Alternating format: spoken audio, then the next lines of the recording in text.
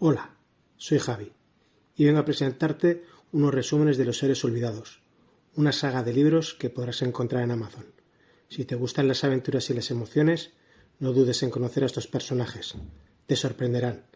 Disfruta las narraciones y nos vemos pronto.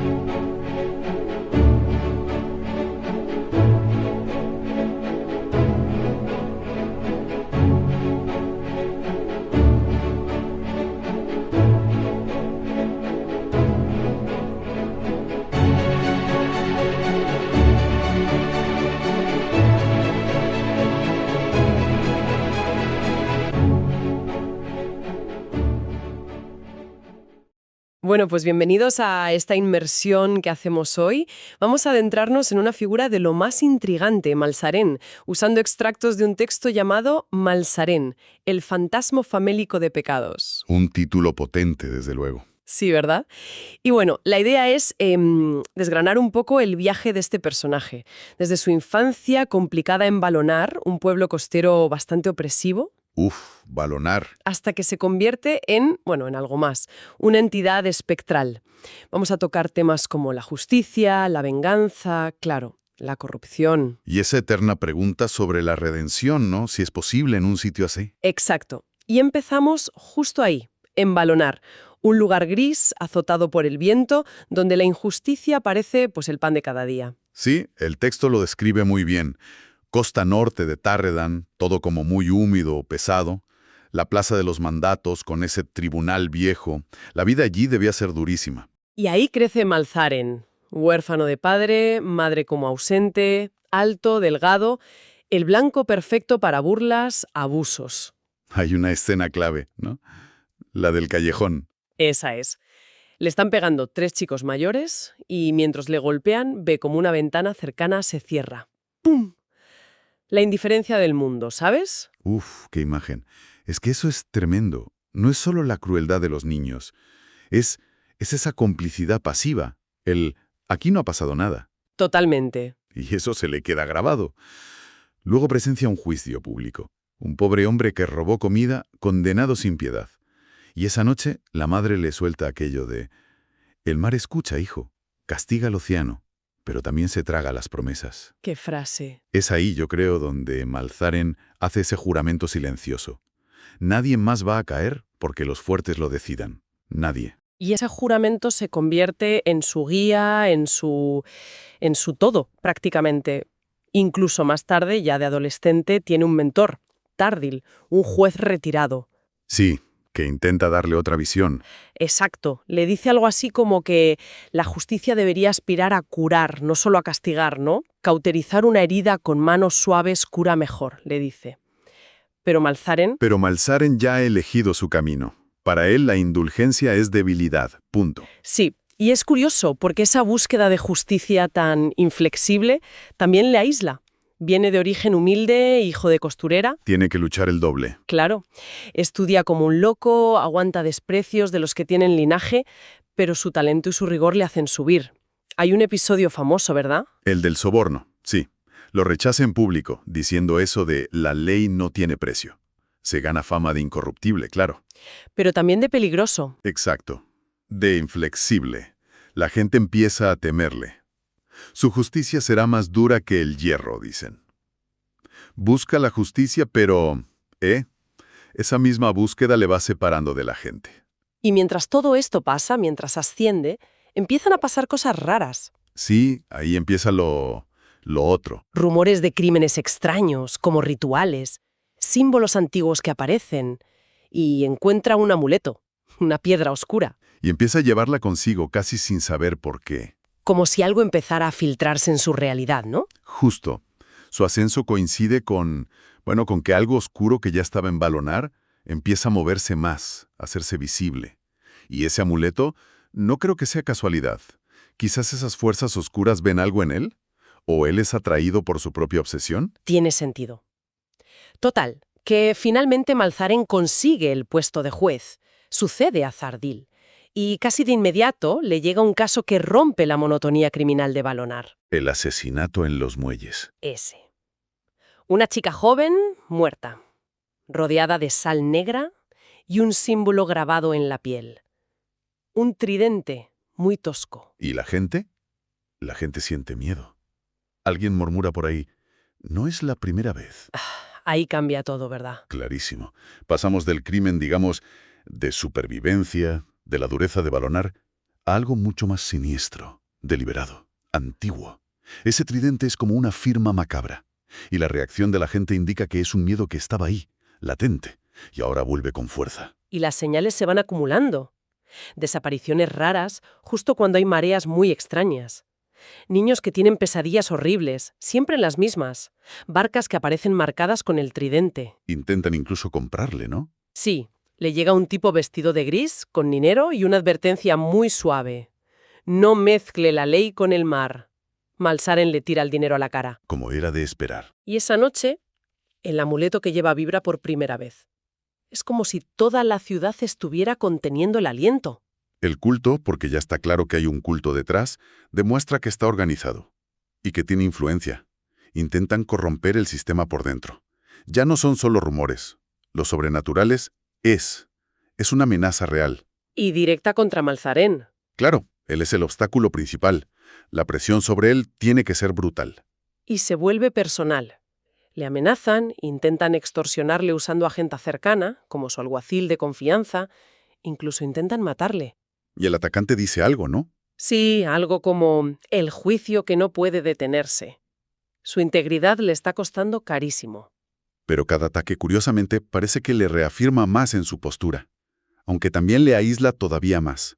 Su lucha ya no es solo por la ley, es casi existencial. Está resistiendo una oscuridad que parece querer tragarse a Balonar entero. Y entonces aparece él, la cabeza visible de esa oscuridad, Bralzar. El portador de lo insondable, vaya nombrecito. Y la descripción es potente. Alto, manto oscuro, ojos de un color ámbar rojizo. Su sola presencia inquieta. El primer encuentro con Malzaren en una celda es muy revelador. Porque Bralzar no se ve a sí mismo como un criminal. Para nada. Se ve como el portador de una justicia verdadera. Una justicia que nace del miedo, de la desesperación más antigua. No de las leyes de los hombres. Es la antítesis total de Malzaren. No es un simple líder de secta. Se presenta como un heraldo de poderes mucho más antiguos, ligados al mar, a la decadencia de Balonar. Su poder es más sutil, psicológico, corrosivo. Desafía a Malzaren en su propio terreno, pero con otras reglas. Exacto. Le presenta una visión del mundo donde la justicia humana es irrelevante. Y todo esto nos lleva al juicio de Bralzar. La tensión es máxima en Balonar. La plaza llena, una niebla espesa. El ambiente perfecto. Se leen los cargos: asesinato, conspiración, herejía, de todo. Y Bralzar no niega nada. Lo justifica. Sí. Habla de la hipocresía de la ciudad, de la decadencia. Se presenta a sí mismo casi como un antídoto necesario. Malzaren, por supuesto, se mantiene firme. La ley no es una excusa para la venganza. Es un choque ideológico brutal, brutal. La ley de los hombres, racional, contra el caos ancestral, la desesperación que Bralzar representa y canaliza.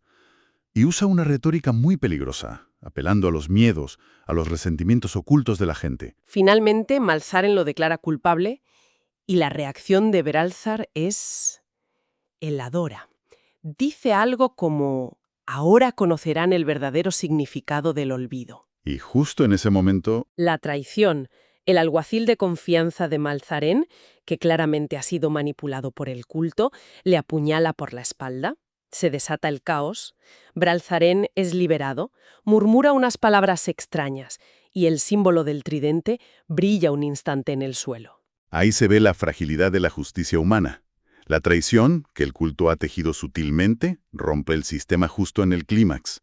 Demuestra que la corrupción desde dentro puede ser demoledora. Malzaren, malherido, Es arrastrado a unas criptas bajo la ciudad, apenas está consciente. Y allí, Bralzaren dirige un ritual ante dos altares muy extraños, uno de coral negro, otro de piedra. Rara. E invoca a dos entidades. Sí, dos presencias abstractas pero terroríficas. Hailor, que parece ligado al vacío, y Zainox, algo que borra la memoria, el color. No lo matan. No, le reservan algo peor. Usando un cuchillo de obsidiana, Bralzar le separa el alma del cuerpo, o algo así, y empieza una transformación horrible. Malsaren se convierte en piedra, piedra negra. Y aquí está la clave de su maldición. No es la muerte. Es una prisión a medida para un juez. Poder verlo todo, sentir toda la injusticia a su alrededor. Pero sin poder hacer absolutamente nada. Exacto. Una estatua consciente. Un tormento perfecto para él. Pero está el amuleto. El amuleto interviene. Le ofrece una elección terrible. Quedarse así, como piedra consciente para siempre, o resistir, luchar. Pero hay un precio. Claro, para resistir, para mantener alguna forma de existencia, tiene que devorar el mal, alimentarse de la oscuridad para poder luchar contra ella. La voz le dice, elige sufrir y luchar o duerme. Es una maldición con una mecánica muy específica. No es un castigo pasivo. Es una condena activa. Para no quedarse petrificado del todo, necesita consumir mal purificado. Mal purificado, ¿qué significa eso exactamente? Pues lo ideal, lo que parece alimentarle mejor, es el arrepentimiento genuino de un pecador. Cuando alguien se da cuenta de verdad de lo que ha hecho y quiere cambiar. Eso parece ser la fuente más limpia. Entiendo. Pero también puede absorber, digamos, la maldad más cruda, la que se libera en un acto violento o la culpa que alguien arrastra sin arrepentirse. Pero eso es más peligroso para él. Es un equilibrio horrible. ¿Pasa un tiempo así, como estatua consciente? Imagínate el tormento. Y lo que le saca de ese estado es... Algo inesperado. un niño, ¿verdad? Sí, un niño que el culto había secuestrado. El crío, en un acto de desesperación, consigue matar a uno de los cultistas. Y la esencia maligna que se libera, el amuleto la absorbe. Y brilla. Eso empieza a romper la piedra. Lentamente. Muy lentamente. Recupera una forma pero no es humana. Es espectral. Y tiene percepciones nuevas. Ve la culpa como hilos oscuros. Oye el arrepentimiento. Siente las emociones de los demás. Desarrolla poderes nuevos. Cadenas de sombra. Puede meterse en los sueños de la gente. Pero siempre está esa hambre. Esa necesidad del amuleto. Y ahí está su gran dilema como espectro. ¿Cómo manejas esa necesidad casi física de alimentarte del mal, sin traicionar tu ideal de justicia, aunque sea un ideal ya muy retorcido? El riesgo es enorme. Convertirte en el monstruo que persigues. Claro, castigar le mantiene vivo, por así decirlo. Pero, ¿a qué precio? Redimir parece la mejor opción, pero siempre es posible conseguirla. Puedes forzarla. Su primer juicio, como espectro, le da una pista importante. Atrapa a un ladrón en unos túneles. Usa sus poderes nuevos, la voz proyectada, las cadenas. Lo presiona. Sí. Y el ladrón se rompe, confiesa, y se arrepiente de verdad, sinceramente. Al absorber ese arrepentimiento, Malzaren siente algo diferente. Una saciedad, un alivio. Más limpio, digamos. Ahí comprende algo crucial. Exacto.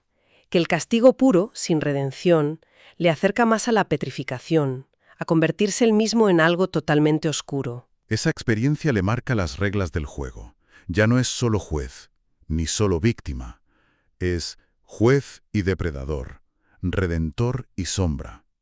Está en una lucha constante, no solo contra lo que queda del culto en Balonar. Sino contra sí mismo, contra su propia maldición. Exacto. La redención de otros se convierte en su única vía para sobrevivir y quizás para mantener algo de lo que fue. Con este conocimiento tan precario empieza a moverse. Sabe que el culto sigue por ahí, aunque Braltar parece haberse esfumado después del ritual. Así que empieza por los esbirros menores. Es una fase de aprendizaje. Y muy peligrosa. Empieza a cazar, aprende a usar los poderes, a caminar por esa línea finísima entre castigar y redimir. Y no siempre sale bien, claro. Algunos casos le dan esa redención genuina que necesita, que le fortalece de forma más estable. Pero otros solo ofrecen maldad o información útil, Pero absorber eso le deja como vacío. ¿En peligro? La dificultad moral es tremenda. ¿Hasta dónde puedes presionar a alguien para que se arrepienta? ¿Cuándo te pasas de la raya? Y pasa por momentos de hambruna.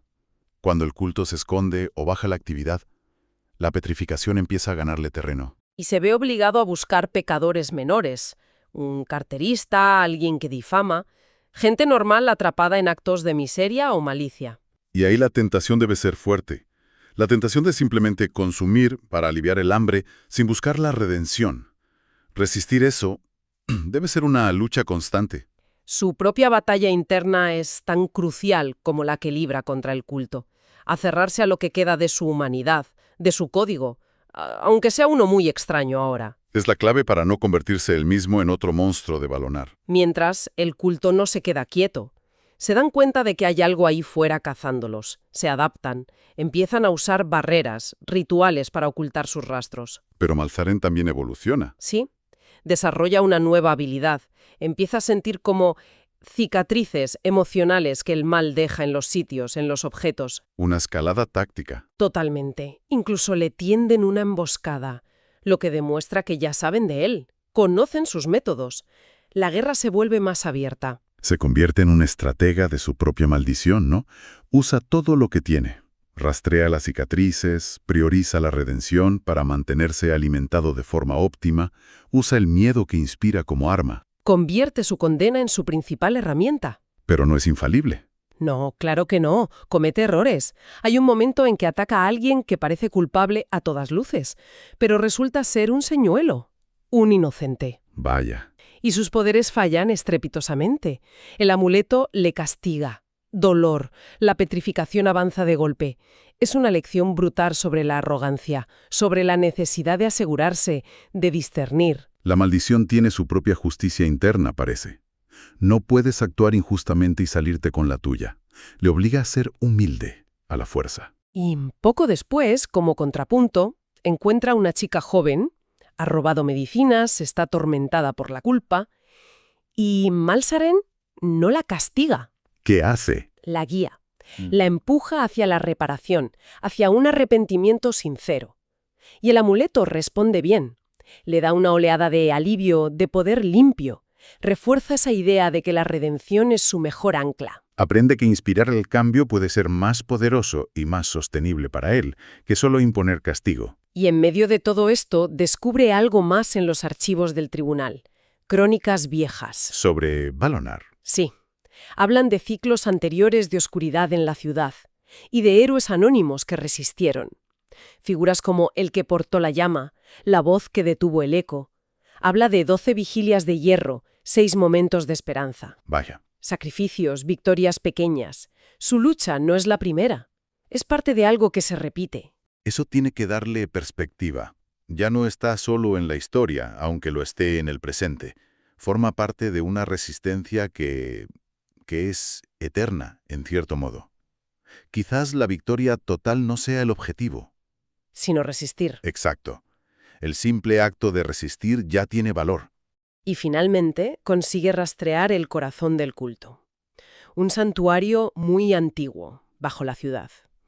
Desciende entre ruinas, sintiendo ecos de esos seroas caídos. Y los ve. El ritual final. Sí. Los sectarios reunidos, antorchas, máscaras, el símbolo del tridente como que sangra oscuridad. Y hay niños, preparados para ser sacrificados. Madre mía. Y interviene. Incluso ahí, en el clímax, intenta ofrecer redención antes que castigo, ¿no? Se aferra a eso hasta el último momento, se revela, interrumpe el ritual. La lucha es caótica, usa las cadenas, las visiones de pecados. Consigue redimir a algunos, tiene que castigar a otros. Pero sobre todo, protege a los niños. Y entonces... Reaparece Bralzar. Exacto. Y en medio del combate, las entidades oscuras, Highlord y Tynox, le tientan directamente a Malzaren. ¿Qué le ofrecen? Poder absoluto. Libertad de la maldición. Solo tiene que unirse a ellos. La tentación definitiva. Y la rechaza. No seré la oscuridad, dice. Un rechazo firme. Esa es la prueba final de su carácter, ¿no? Rechaza la salida fácil, el poder absoluto, para seguir siendo fiel a su retorcido, pero propio ideal de justicia. Pero paga un precio. Su rechazo parece que potencia a Bralzar, le da más poder oscuro. Qué paradoja. Los cultistas que quedan se sacrifican voluntariamente para darle aún más fuerza a Bralzar. Pero ocurre algo extraño. ¿El qué? El amuleto de Malzaren también absorbe parte de esa energía oscura que se libera con los sacrificios. Le da fuerzas renovadas para el enfrentamiento final contra Bralzar. Increíble. Los dos se fortalecen de la misma fuente oscura. Una escalada peligrosa. El duelo es brutal. Un choque de voluntades puras, cadenas de sombra contra golpes de oscuridad. Malzaren resiste como puede, hasta el límite absoluto. Es la desesperación contra el poder antiguo. La resistencia de Malzaren es increíble, alimentada por su propia maldición y su voluntad de hierro. Consigue encontrar una pequeña debilidad en Bralzar, ataca, pero falla en el último momento. Y el contraataque de Bralzar es devastador. Parece el fin. Pero no lo es, no.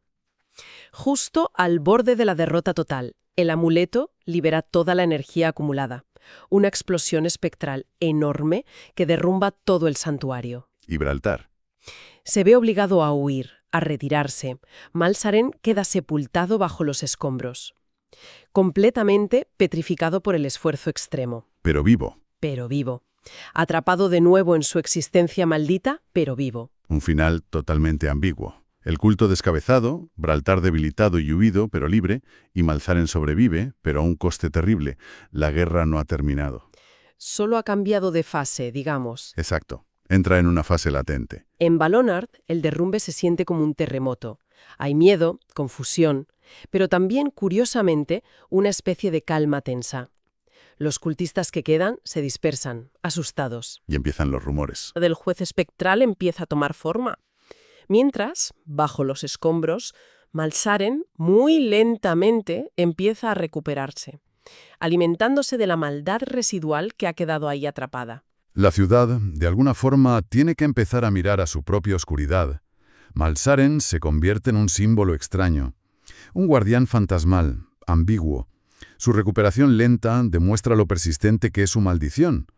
Es su prisión, pero también su única forma de seguir existiendo. El epílogo nos lo muestra así, como una presencia constante pero invisible en Valonard, un susurro en las sombras, un freno a las pequeñas crueldades diarias, una leyenda que se cuenta en voz baja. La ciudad vive bajo su sombra vigilante. Resistiendo entre la llama y la piedra, como dice el texto. Exacto. Es una forma de justicia muy particular, ¿no? No busca ganar, definitivamente. No.